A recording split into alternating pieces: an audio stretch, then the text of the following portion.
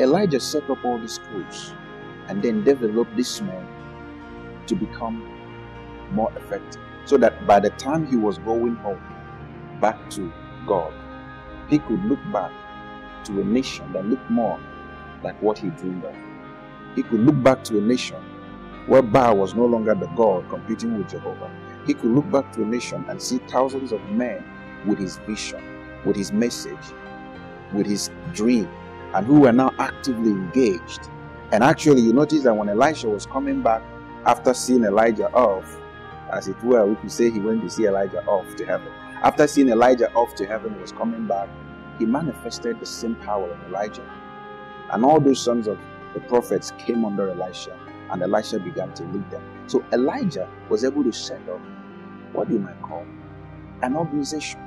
He was able to set up what you might call an institution that continued to execute his vision. These thousands of prophets were now grouped into groups in different locations, and Elisha, whom he mentored, became their leader.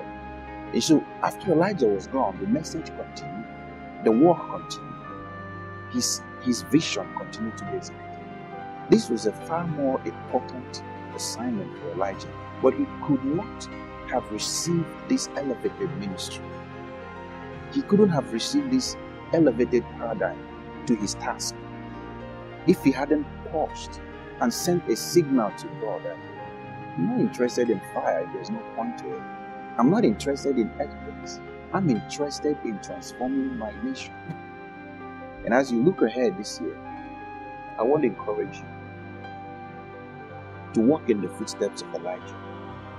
Think more in terms of lasting relevance, lasting impact, lasting influence, leaving a legacy, an enduring legacy